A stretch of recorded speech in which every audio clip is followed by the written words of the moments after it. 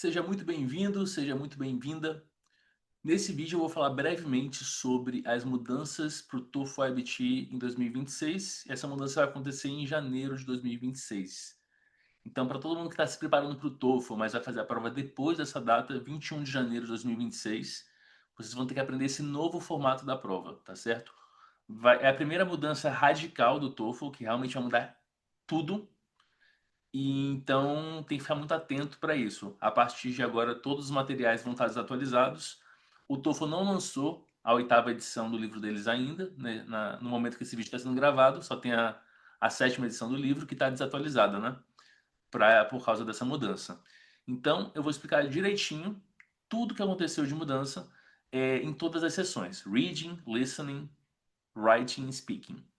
Caso você tenha interesse nesse tipo de conteúdo e queira me seguir no Instagram, esse arroba é meu, toefl.ielts.academy é o meu arroba do Instagram. Então vamos lá, vamos começar a entender como que essa prova foi modificada, né? Primeiro, o reading. Eram 10 estilos de questões, agora foram para 3 estilos de questões. Complete the words, daily life, academic passage. Vão ser entre 35 e 48 itens e em torno de 27 minutos nessa sessão completa. Então, essa questão, gente, é o seguinte: você vai ter um texto com várias lacunas aqui, e a gente vai ter que preencher essas lacunas com as letrinhas que estão faltando, né? Parece aquele exercício de caça-palavras, aquelas coisas que a gente faz para passar o tempo, né? Então é um exercício bem mais tranquilo do que era antigamente o reading do TOEFL.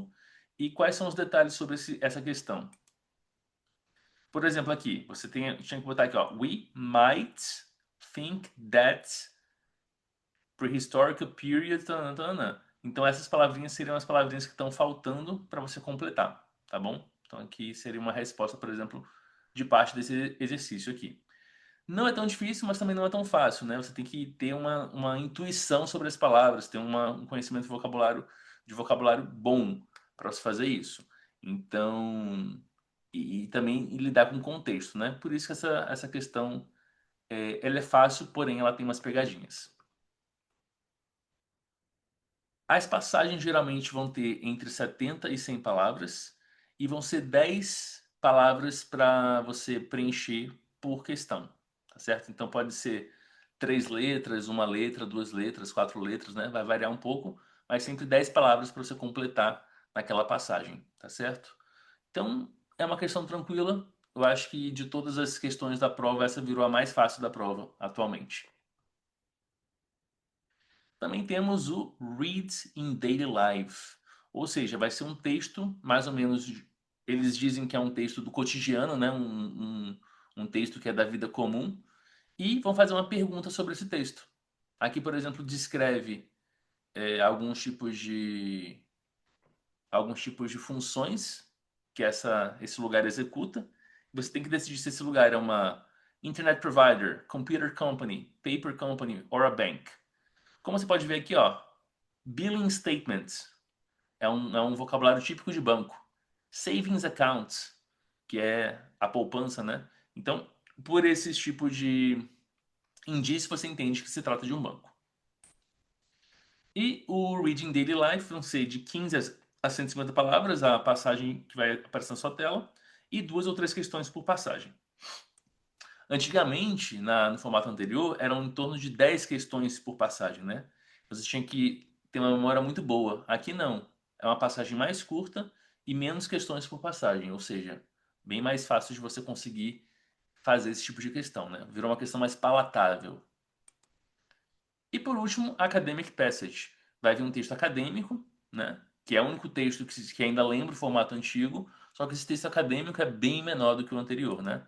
Ele vai ter entre 175 e 200 palavras e vão ser 5 questões por passagem, por texto.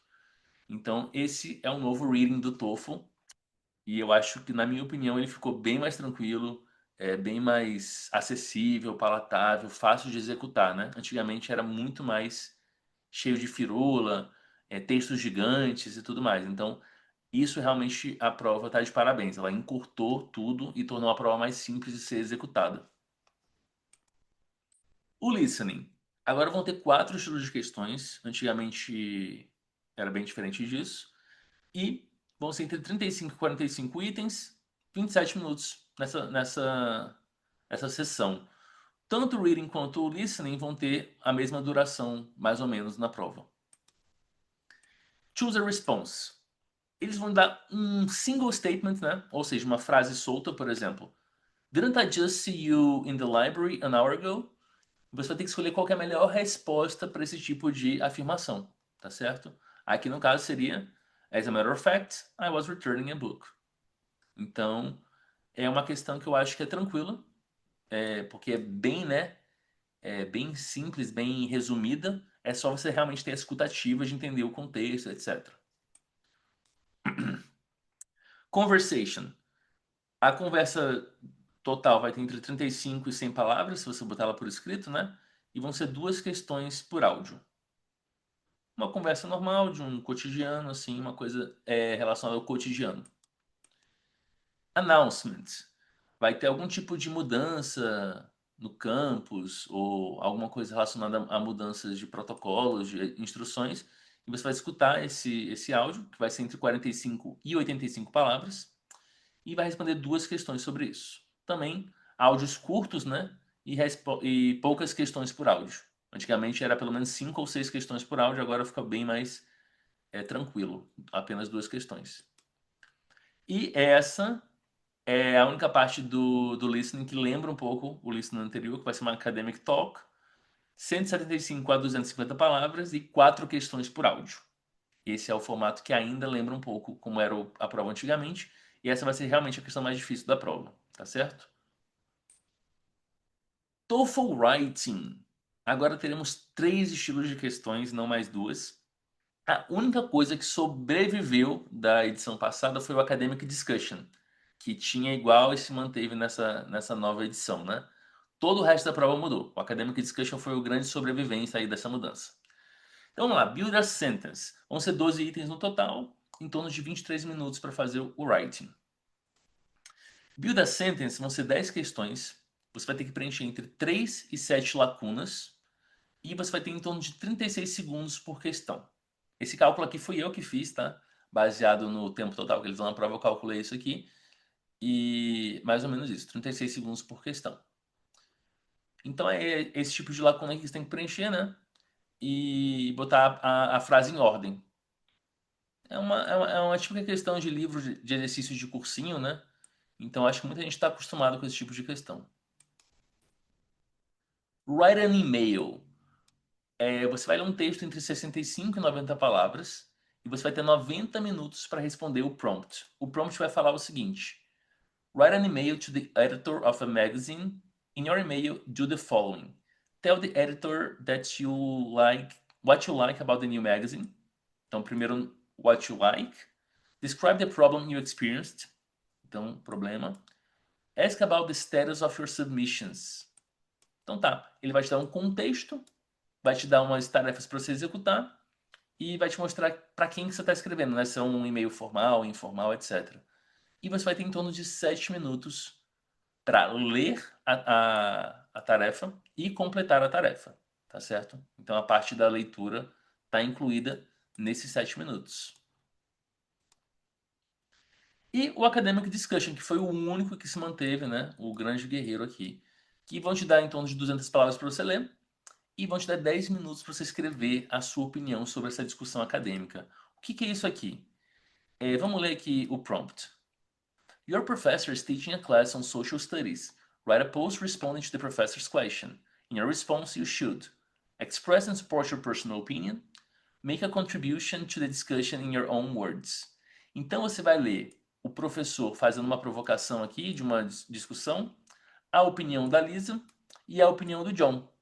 E você vai ter que dar uma terceira opinião, complementando o que eles estão falando, concordando, discordando e acrescentando seus próprios argumentos. É uma questão interessante, né? Tem muita flexibilidade nessa questão, né? Você consegue treinar sua criatividade, etc. E, e de todas as questões, essa é a minha favorita, assim. Eu gosto dela porque permite o aluno ter mais possibilidade de se expressar, né? Então é isso. Essa questão demora 10 minutos. Essa se tornou agora a grande questão difícil da prova. Na versão anterior era uma questão ok, mas agora virou a mais difícil da prova, na minha opinião, tá certo? Então, esse é o tipo de questão que vai estar na prova do writing. A mais longa até agora vai ser essa.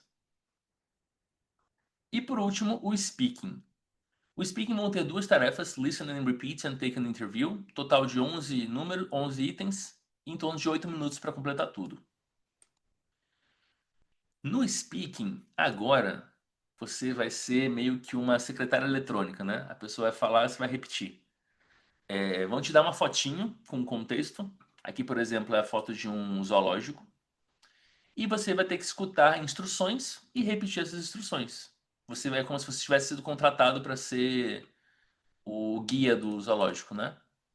Então, aqui ó, você vai ter um total de 7 frases para você falar.